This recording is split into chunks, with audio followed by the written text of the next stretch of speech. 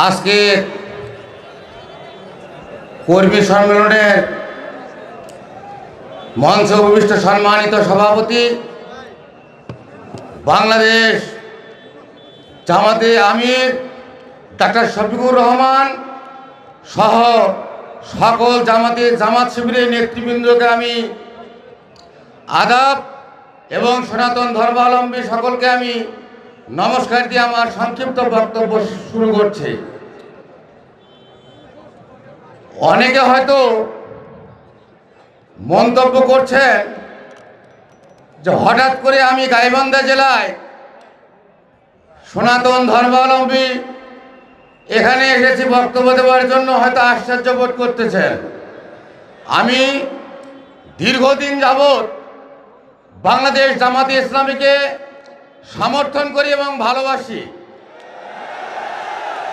আমার প্রয়াত বড় ভাই উনি ছোটবেলা থেকেই জামাতে ইসলামীর সঙ্গে সম্পৃক্ত ছিলেন। উনি আজ 10 বছর যাবৎ উনি মৃত্যুবরণ করেছেন। তার পরবর্তী হালটা আমি ধরে আছি এই জামাতে ইসলামীকে। আমরা হিন্দু সম্প্রদায়ের ব্রাহ্মণ পরিবারের সন্তান। আমার নাম শ্রী মিলন চন্দ্র ভট্টাচার্য, ব্রাকেটে ঠাকুর। আমি গাইবান্ধা জেলা পলাশবাড়ি উপজেলার 4 নং বরিশাল ইউনিয়নের বাসুদেবপুর সার্বজনীন দুর্গা মন্দিরের বর্তমান কর্তব্যরত পুরোহিত।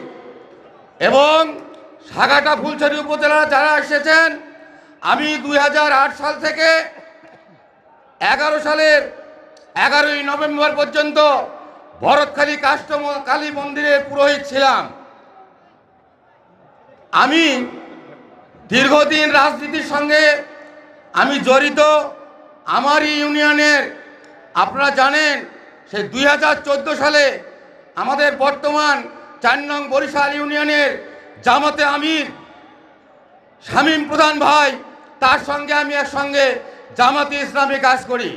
শুধু এই কাজ করতে গিয়ে আমি আওয়ামী লীগের চেয়ারম্যানের হাতে নির্যাতিত এবং এখন পর্যন্ত আমি গাইবান্ধার কোর্টে আমাকে হাজিরা দিতে হয় এবং আমি 4 দিন জেল কেটেছি। এটাই আমার পরিচয়। এখন আজকে আমি কেন জামাতে ইসলামীকে ভালোবাসি এটা তো আপনাদের শোনা দরকার। আমি একটি জিনিস জানি যে আমরা হইলাম ধর্মযাজক। যাদের মধ্যে ধর্ম জ্ঞান বিবেক বুদ্ধি আছে তারা কখনোই অন্যায় অবিচারে যেতে পারে না। এই জন্যই আমি ধর্মীয় সংগঠনকে প্রাধান্য দিয়ে আমার বংশধরকে আগামীতে এই ধর্মপরায়ণ জামাতে ইসলামীকে সমর্থন করার জন্য আমি বারংবার আহ্বান করে যাই।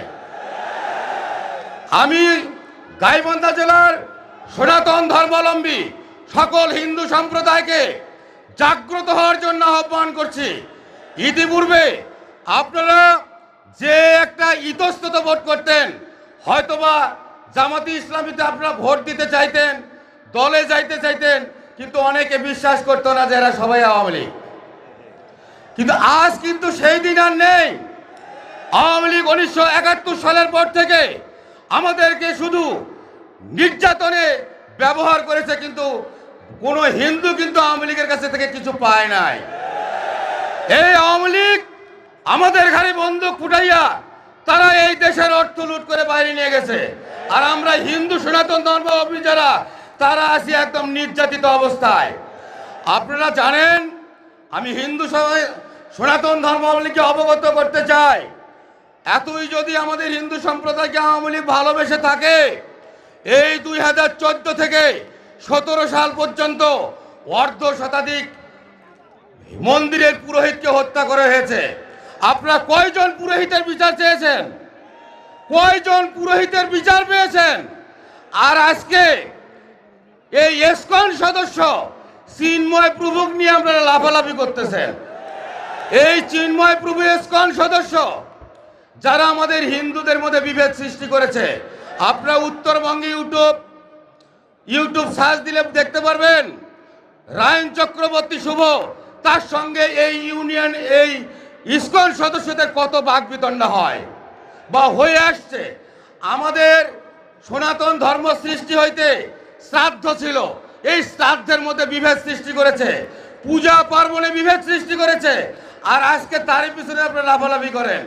আর যারা হিন্দু সম্প্রদায়ের পুরোহিত ব্রাহ্মণ মারা গেল, তা নিয়ে তো আপনারা কোনোদিন আন্দোলন করেন নাই। আমি আপনাদেরকে সচেতন করতে চাই, এখন আর আওয়ামী লীগ নেই। আপনারা দেখেছেন গত দুর্গাপূজা তথা 5ই আগস্টের পর যেভাবে এই বাংলাদেশ জামাতে ইসলামী আমাদের হিন্দুদের নিরাপত্তার জন্য এগিয়ে এসছে, আমি তো মনে করি 100 বছরেও কোন দল হিন্দুদের জন্য এইভাবে নিরাপত্তা দিতে পারে নাই। এই দৃষ্টিকোণে ইতিপূর্বে আমাদের পূজা পার্বণ ধর্মীয় অনুষ্ঠান করতে গিয়ে পুলিশের অনুমতি নিতে হয়েছে, পুলিশ পাহারা দিতে হয়েছে। এইবার আমাদের কোনো মন্দিরে পুলিশের প্রয়োজন হয় নাই। আমি চাই যে আজীবন আমাদের বাংলাদেশের জামাতে আমির ডক্টর শফিকুর রহমান, আমি মনে করি উনি সম্ভাব্য প্রধানমন্ত্রী।